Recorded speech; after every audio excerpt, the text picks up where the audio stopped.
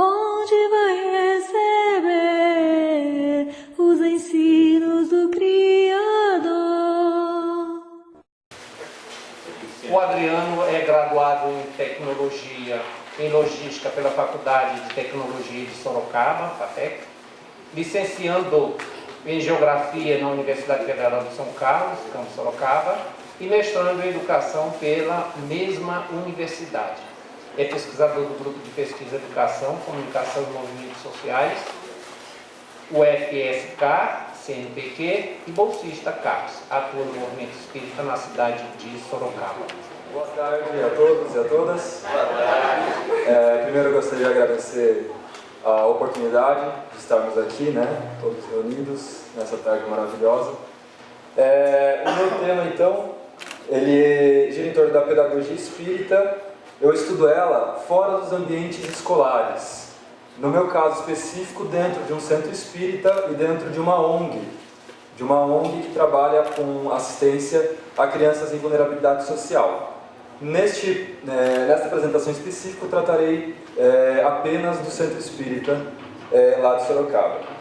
E eu faço uma tentativa de aproximação, então, entre a pedagogia espírita, mais precisamente a evangelização de espíritos, e a pedagogia da educação popular. Esse tempo de desvalorização do humano, eu vou explicar um pouquinho agora do cenário, como eu o vejo, e aí a gente vai discutir um pouquinho sobre isso. Primeira coisa, então, que eu me baseei num geógrafo chamado Milton Santos, para falar, então, sobre a globalização. Milton Santos propõe que a globalização ela tem uma potencialidade muito forte para integrar as pessoas no mundo todo, de forma igual, de forma a auxiliar as informações que acontecem de um lado para chegar no outro, a produção para deixar ela mais igual, né, para distribuir melhor a renda. Porém, ele defende que isso ainda não acontece. Ele defende que a técnica ela está à disposição para todos, mas apenas alguns têm acesso realmente à técnica. Por exemplo, a gente tem a questão das commodities, né? Nós, como no Brasil, produzimos muitas commodities. O que é isso? Né? Soja, o arroz, para exportação. E as grandes empresas, elas têm acesso, por exemplo, a colheitadeiras. Já o pequeno produtor, não. O que faz com que ele tenha uma distância muito grande entre a possibilidade, a margem de lucro dele seja menor do pequeno produtor, né? Bauman, ele vai defender que nós vivemos num mundo líquido. O que é isso? Nós não temos tempo de reflexão. Nós não paramos, nós não conseguimos sentir o que realmente estamos vivendo. O mundo acontece muito rápido. E aí Milton Santos diz que isso é muito por causa da globalização, da chuva de informações que nós temos. Nós não temos tempo de parar, de refletir, de ver realmente o que nos serve, o que não serve. Nós lá no Facebook, no Google, colocamos lá um termo para buscar e aparece lá 5.000 páginas que têm relação com aquilo. Mas o que realmente nós queremos buscar, normalmente não encontramos de primeira. Como no Facebook, que vem lá questão de política, questão de futebol, questão de sociedade e aí por diante. E nós não paramos para refletir naquilo que chega até nós. Nós não paramos realmente para colocar uma visão crítica em cima daquilo. E Bauman defende que isso é muito prejudicial, e especificamente na questão da ciência, porque nós não temos tempo de reflexão, nós não temos tempo de maturação. Nós simplesmente reagimos às ações que sofremos. E em meio a isso, Boaventura de Souza Santos, um pesquisador português, um educador, defende então que há um desinteresse com o campo social, tanto da parte dos governantes, quanto da parte da sociedade como um todo, que está preocupada com a política macro e esquece de fazer a sua parte, de fazer o micro, da transformação moral realmente que o Espiritismo vem propor para todos nós. Portanto, Hannah Arendt, uma filósofa, né? Ela defende que há uma crise na educação, uma crise muito grande na educação. Isso já algumas décadas atrás que ela escreveu sobre isso. E essa crise continua acontecendo, né? Só que pela educação normalmente, ser um campo estratégico, quem se educa, critica. Quem se educa, reflete. Não há um interesse, de fato, de transformar essa educação.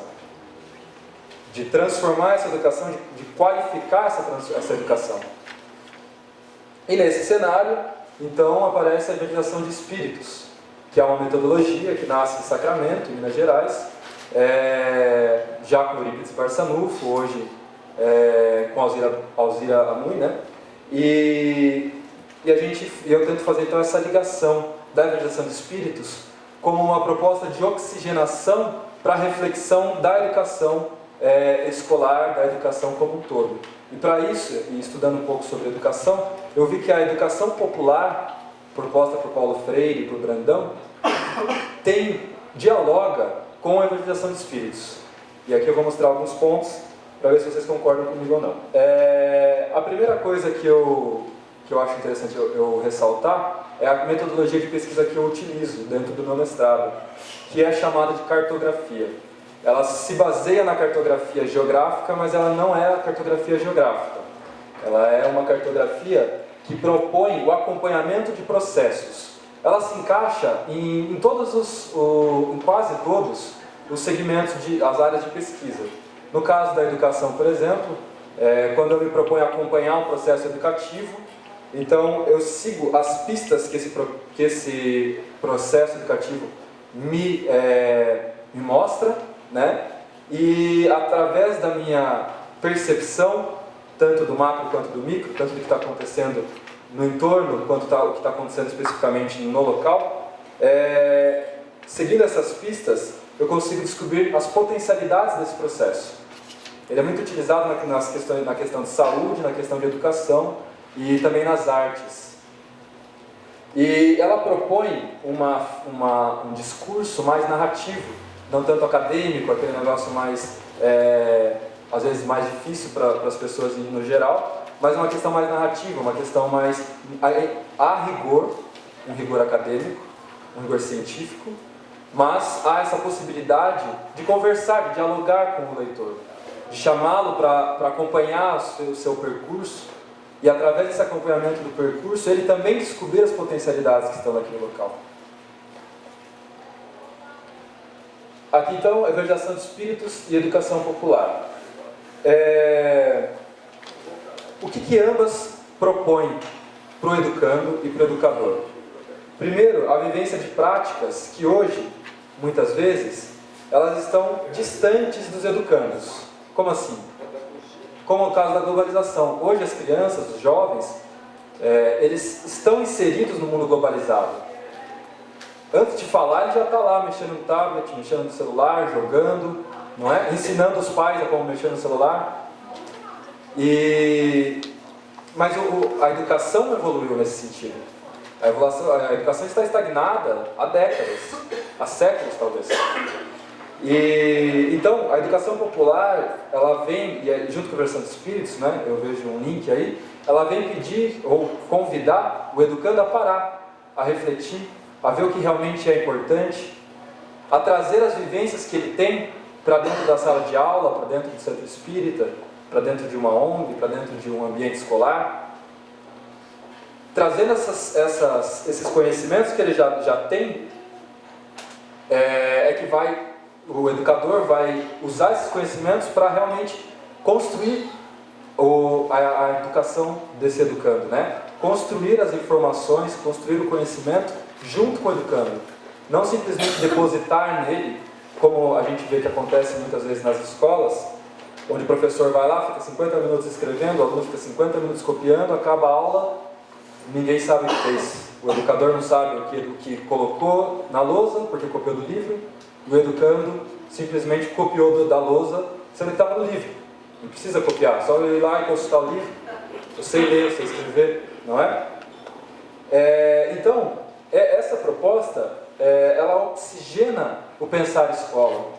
Ela traz uma nova perspectiva para que nós possamos parar, olhar para a escola, olhar para o centro espírita, olhar para uma ONG, olhar para uma escola que trabalha de uma metodologia diferente e refletir realmente Qual é a escola que nós queremos? Qual é a educação que nós queremos? Ambas propõem uma educação humanista, que vá além dos corpos. A Visitação dos Espíritos, por ser uma metodologia espírita, ela traz já os conceitos espíritas, do espírito, do ser espiritual, da consciência, né? A educação popular, muitas vezes não trata nestes termos, nesses conceitos, mas ela traz essa reflexão para educar além do corpo, além daquele ser que está ali parado, daquele corpo que está ali parado, mas do ser que está ali. Ver o educando, não como um aluno, né, que é o termo que é o sem luz, né, o professor, teoricamente, é aquele que vai depositar a luz ou preencher o vaso vazio do aluno. Como nós sabemos no Espiritismo, não é a nossa primeira encarnação esta. Portanto, já trazemos algumas experiências, e mais do que as experiências, alguns valores já construídos, já começamos a construir alguns valores. Não é a nossa primeira vez. Nós podemos olhar para esse educando dessa forma, o que muda totalmente a forma de educar, o propósito pelo qual estou educando. Ambas propõem uma educação ativa, não essa que o educando fica lá parado, esperando, mas que ele vá atrás de conhecer, que vá atrás da pesquisa. E a compreensão de que o educando é um ser, né, composto pelas anterioridades e possuidor de conhecimentos, que eu já tratei. Bom, ambas elas propõem uma educação dialógica, que é um termo que Paulo Freire usa, não é essa questão da educação bancária que ele fala, né, mas uma educação com sentido, uma educação que use o que o educando, que explore melhor o que o educando já traz para dentro da sala de aula, para dentro do ambiente escolar. Para isso, utiliza de alguns recursos.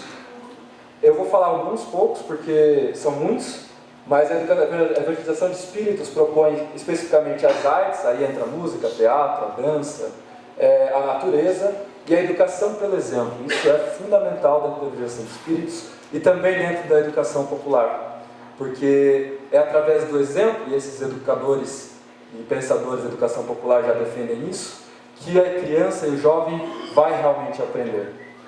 Acho que todos aqui, a maioria são pais, são mães, têm irmãos, e ali, dentro do lar, nós vemos isso.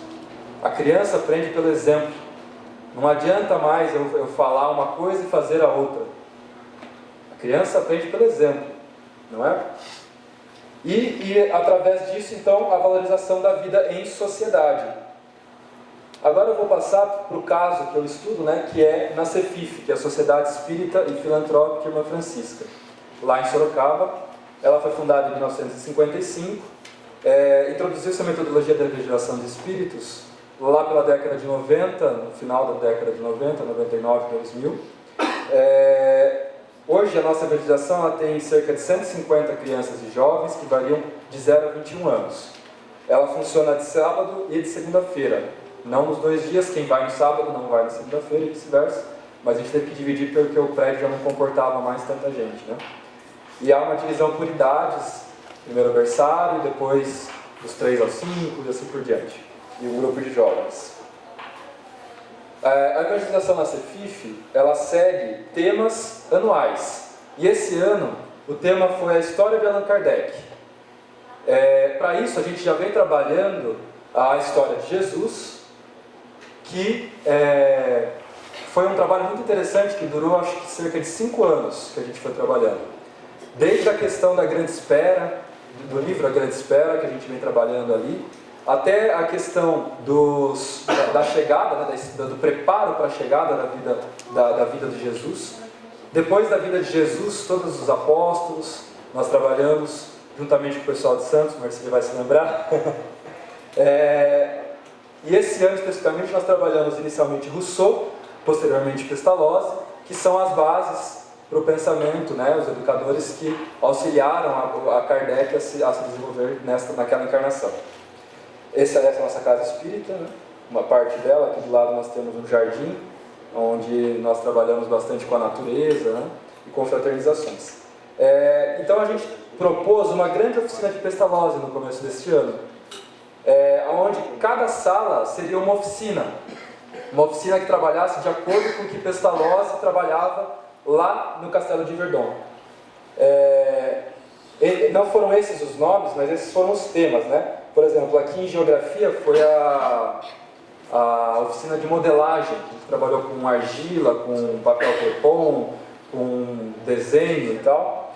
Na Matemática foi a oficina de marcenaria, onde através do trabalho com a madeira, as crianças conseguiram, e os jovens e adultos, conseguiram aprender ou trabalhar conceitos matemáticos, né? A reta, a soma, a curva, o ângulo, né? Aí a gente teve também a oficina de gastronomia, de expressão corporal, música, poesia, natureza e exercícios físicos. Esse dia foi um dia de grande alegria para nós, né? Eu fiquei na oficina de geografia, como geógrafo, estou estudando para ser. Então a gente utilizou alguns espaços que incentivam a criatividade do educando, né? No caso aqui, era uma sala onde todos podiam se sentar aqui juntos, não enfileirados, mas sim numa mesma mesa, ou no chão aqui, conforme preferisse. Aqui a gente tinha um globo, mapas, né? E algumas flores e os materiais que nós utilizamos. As turmas eram bem heterogêneas. A turma que a gente ficou aqui tinha crianças de 5 até pais de 50 anos. Eram 15 pessoas na oficina. E a gente fez a proposta de um estudo do meio, onde todos fantasiados, porque nós encarnamos realmente o Castelo de Verdon, então todos fomos fantasiados com as roupas da época. Obrigado, 5 minutos. Fomos então fazer um estudo do meio no entorno do Centro Espírita, para que nós pudéssemos utilizar o entorno para explorar alguns conceitos geográficos, como o conceito de lugar, o conceito de paisagem e alguns outros conceitos, né, de orientação, né, da Rosa dos Ventos, e uma proposta de aprender fazendo. Por que aprender fazendo? Depois que eles fizeram esta caminhada, esse estudo do meio, a proposta era que eles fizessem um mapa representando o percurso que nós fizemos. Aqui está escrito castelo, acho que vocês não conseguem ler, e tem a representação de um castelo aqui, porque o centro foi decorado como castelo mesmo. A gente fez todo um painel, colocou na frente da fachada e ficou parecendo um castelo. E aqui a gente saiu, fez uma caminhada em 2 quarteirões, e aí eu junto com os outros evangelizadores, pedimos para que as crianças e os adultos representassem aquilo que mais lhes chamou a atenção dentro desse percurso. Alguns colocaram ali a questão da padaria, que tem uma padaria perto do centro, que é muito boa. Alguns colocaram a natureza, um cachorro, a árvore, o castelo. E aqui, o que me chamou bastante atenção foi esse trabalho aqui. Esse trabalho foi feito por uma criança de 5 anos. Até aí tudo bem. Porém, uma criança de 5 anos com uma deficiência física e mental. E se a gente compara, eu não gosto de fazer comparações, porque acho que não se deve comparar nada nem ninguém. Mas se nós olharmos 2 desenhos, ou esse junto com um de outra criança de 5 anos, que não é o caso aqui nesses desenhos, a gente vai ver que a diferença é quase nula. Então, que essa educação, essa pedagogia, quando a gente realmente olha para o educando como um ser espiritual, que tem limitações, mas que também tem valores e potencialidades, isso muda o jeito como nós vamos educar. Os limites são outros, porque o espírito não tem limites. Ele pode estar limitado pelo corpo, mas o espírito de fato não tem limites. Não foi? Foi. E aqui as minhas primeiras impressões dentro desse, estudando um pouco, né? Primeiro são perspectivas que eu vejo que dialogam, que buscam a humanização no ensino, não simplesmente o depósito dos conhecimentos. Uma educação do ser, realmente, olhando para aquela criança, para aquele jovem como um ser espiritual. E uma educação ativa, que eu acho que é o grande diferencial frente a pedagogias tradicionais, que é deixar de ver o educando simplesmente como um vaso vazio, mas trazer a potencialidade que esse educando já traz para dentro da sala de aula. E aí eu coloco uma possibilidade de oxigenar os debates acadêmicos.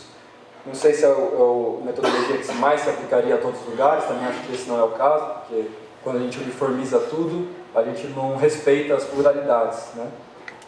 E aqui algumas referências bibliográficas, que depois se quiserem. E é isso, pessoal. Obrigado.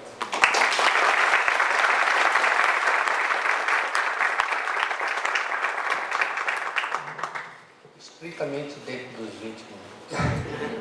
Eu treinei. Tem gente que não treina. Ele olhou a placa. Olhou a placa. Agora 10 minutos para nós questionarmos. Peguem leve, por favor.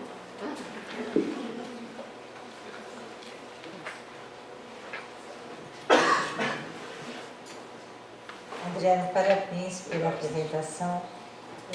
Queria te perguntar se você tem alguma sugestão, ainda nessa linha de uma educação mais humanizada, vamos dizer assim. Tem muita gente defendendo o ensino dos sentidos, que a gente acabou, o ser humano acabou perdendo essa sensibilidade e atrofiando os órgãos dos sentidos. Que isso deveria ser uma coisa que a gente deveria aprender. Queria que você discorresse alguma coisa sobre isso. Tá. Vocês estão fazendo blocos ou uma pergunta e uma resposta? É uma pergunta ou uma resposta? Uma resposta? Tá. Existem algumas pedagogias, confesso que eu não conheço todas, né, que trabalham nessa linha. A pedagogia Waldorf, se não me engano, é uma delas. Assim, são metodologias diferentes daquilo que a gente está acostumado. Eu fui educado numa escola tradicional, católica, tendo aula com freira, com padre, rezando missa, cantando hino nacional de segunda com a mão no peito, sem poder olhar para o lado. Tem seus valores, tem suas qualidades? Claro que tem. Né? Eu não cheguei aqui à toa, né? Eu não estou fazendo um mestrado à toa. Eu fui educado e tive a possibilidade. Confesso que eu acho que eu fui um privilegiado, porque nasci em berço espírita, não passei dificuldades financeiras e consegui me educar, e tive mãe e pai educadores que me auxiliaram nisso. Hoje eu trabalho numa ONG, que é o outro lado que eu estudo, que trabalha com crianças em vulnerabilidade social. Crianças que têm dificuldades extremas, tanto no lado material quanto no lado espiritual e emocional. Questão de violência sexual, de abandono, de orfandade e aí por diante. O que eu vejo de diferença, estudando o Centro Espírita e a ONG, é realmente essa questão dos sentidos. Porque as crianças, e ainda dentro da ONG tem crianças que estão em situação de risco, mas não em vulnerabilidade social, então que tem um aporte familiar maior. E a gente vê a diferença entre duas crianças, uma que tem esse aporte e uma que não tem. Uma que tem os seus estímulos, tem os seus sentidos estimulados, e outra que não.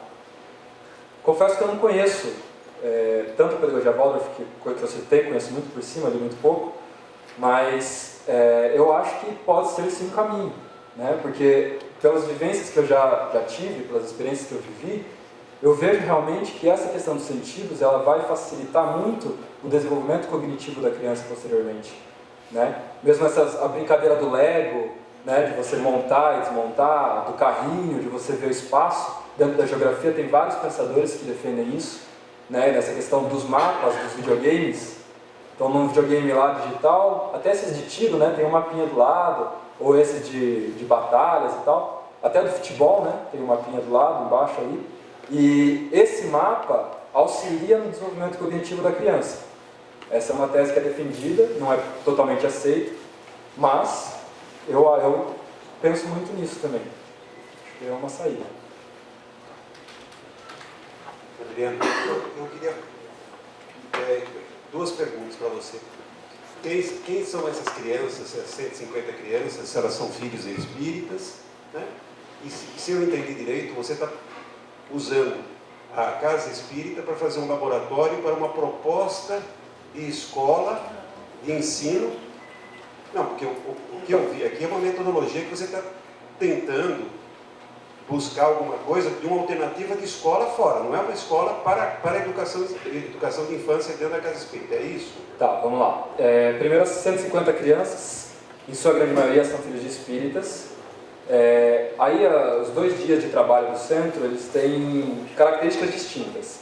O de sábado majoritariamente são espíritas, onde os pais frequentam um grupo de pais, os pais são frequentadores da casa, estudam na casa, diferentes dias de trabalho, vão a palestras, trabalham muitas vezes como voluntários, e na segunda são crianças, em sua maioria, filhos de assistidos do centro, que a gente tem um trabalho social com cerca de 100 famílias, e aí essas, não todas, mas algumas dessas mães, principalmente as gestantes, vão até o centro para receberem algum tipo de esclarecimento em relação à gestação. Eles têm oficinas de bordado, oficinas de miçanga, essas coisas, para auxiliar também essas famílias a se promoverem posteriormente, né? Então, nesse tempo, a evangelização funciona com essas crianças, filhas desassistidas. Mas hoje a gente também tem, por não ter vaga no sábado, quando chegam crianças que não têm vaga, porque eles têm um limite do bombeiro de 12 crianças por sala, então a gente tem que achar algumas alternativas. Uma delas é essa, que é a evangelização de sábado à tarde, e outras são casas parceiras que trabalham mais ou menos a mesma metodologia. Em relação à metodologia, a minha proposta de estudo é a seguinte: eu acompanho o processo educativo, porque a evangelização de espíritos é um processo educativo, a evangelização dentro da casa espírita é um processo educativo, pode não ser educação formal, pode não ser educação científica, muitas vezes o é também, mas não vamos colocar isso assim. E estudando isto, eu tento revelar as potencialidades dessa evangelização, dessa pedagogia. Se ela serve fora do centro espírita ou não estudo isso. Também não faço essa proposta de propor que ela seja tirada dali e colocada numa escola, não. Por sinal, fui procurado por um educandário lá em Sorocaba para estudar a possibilidade disso, de trabalhar a evangelização de espíritos e fundar uma escola espírita. Aí eu falei assim: olha, eu posso te dar o que eu conheço, né, os caminhos das pedras que eu conheço, tanto para abrir uma escola, que é o que a gente vem fazendo na ONG. A gente tenta abrir uma escola, não sei se a gente vai conseguir, mas a gente tenta, sem ser escola espírita. Uma escola que trabalhe com o educando como um ser espiritual, mas não uma escola que defenda o ensino religioso, coisa do tipo. Não sei se eu respondi a sua pergunta. Adriano, há 35 anos eu escolhi ser professor. Fui para uma escola, sendo o único homem na sala com 42 mulheres. Já era complicado. Quando eu assumi a sala de aula, na primeira turma, me entregaram uma turma de 4º ano, que era a pior da escola. Típico. E quando terminou o ano letivo, eu tinha na porta, na despedida, um monte de pai chorando, me dando presentes, porque eu entrei na escola com esta visão do ser integral. Eu levava para a sala de aula o meu violão. Eu usava a arte, eu usava a música, usava todos os recursos que eu tinha para que o aluno se desenvolvesse. Por que ainda hoje, passados 35 anos, ainda é tão difícil usar esses recursos, inclusive no movimento espírita? Bom, pergunta bem difícil. Desculpa. Não sei se eu tenho capacidade.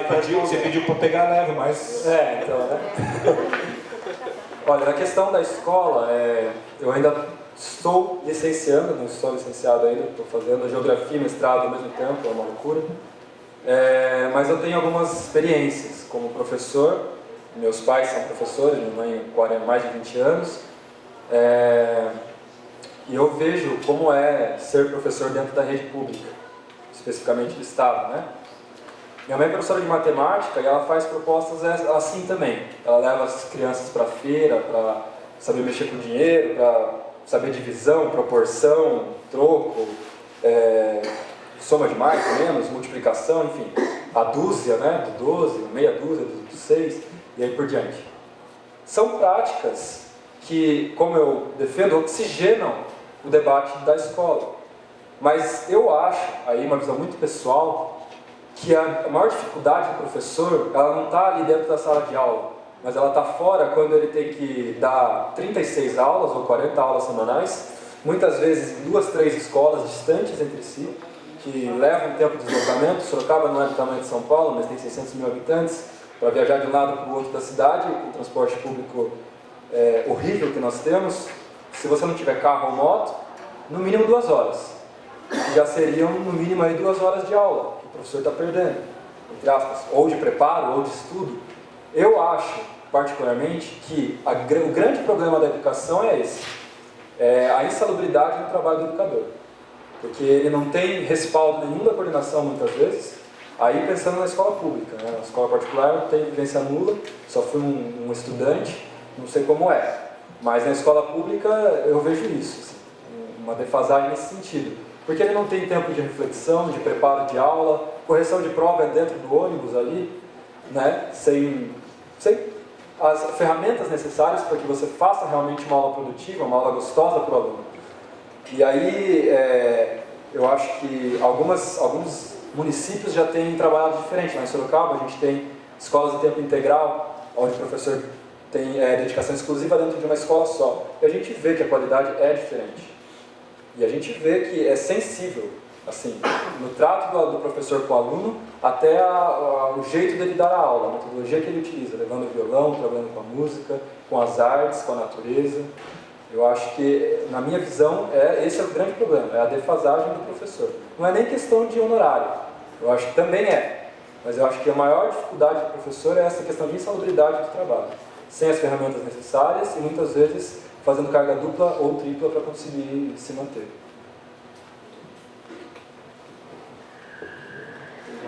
Mais uma. Mais um. Tem 2.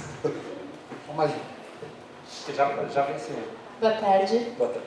Adriana, eu gostei bastante, achei muito sensível a sua ideia assim, de aproximar essas duas metodologias. E eu queria te perguntar mesmo, assim, como é que você vê o aspecto da amorosidade que o Paulo Freire descreve na relação do professor e do educando? Desculpa, não entendi. Da amorosidade? Da amorosidade, que ele traz esse termo, e eu acho que é um termo que até você não citou na apresentação, mas bastante próximo do que a gente pode trazer para a evangelização de espíritos. Assim. Então, queria que você comentasse um pouco sobre isso. E outra coisa, eu trabalho com educação popular em saúde, né? Então eu conheço um autor que é o Eymar Mourão, não sei se você já teve contato. Eu li muito pouco dele. O Eymar, ele tem já trabalhado com o aspecto da espiritualidade propriamente dita, assim, escancarada, vamos dizer assim, dentro da educação popular. Então talvez seja um referencial bem legal, porque ele está trabalhando com a educação a partir de 4 formas de aprendizagem, da cognitiva, a emocional, a sensorial e a que ele chama daí de inconsciente. Aí ele vai extrapolar para as ideias de Jung. Então pode ser uma referência bem legal para buscar, que eu acho que ele vai ser um link bem interessante para o que você está propondo da evangelização e da parte da educação popular. Ele traz bastante isso. Bacana.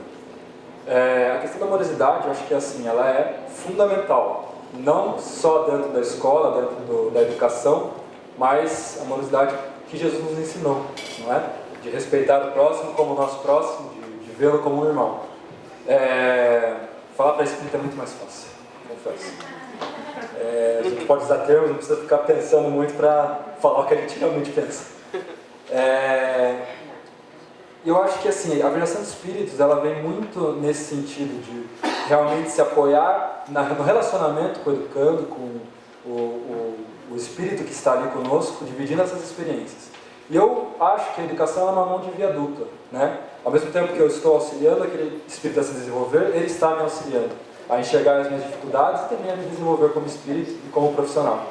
E eu acho que a amorosidade que o Paulo Freire propõe, lá na UFSCar tem 2 pesquisadores, uma minha orientadora e um outro pesquisador, que eles debatem muito em cima disso, porque um lê Paulo Freire de uma forma, nessa forma de amorosidade, e o outro lê Paulo Freire de uma forma totalmente diferente.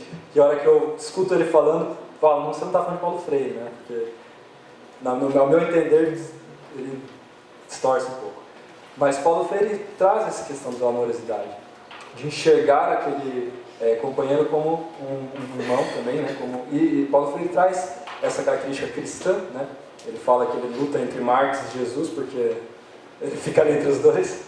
E ele conseguiu conciliar muito bem isso, essa questão. Porque muitas vezes, lendo trechos de Marx, a gente pensa, nossa, né? Que diferença com Jesus. E ao mesmo tempo, outros termos, outras leituras nos fazem pensar que eles realmente conseguem dialogar. O Paulo Freire conseguiu conciliar essas 2 questões muito bem. Se quiserem, meu e-mail está aqui. Vocês podem ficar à vontade, à disposição de quem precisar. E também estou ali no fundo, a hora que acabar, pode me procurar que a gente conversa um pouco mais. Obrigado, viu?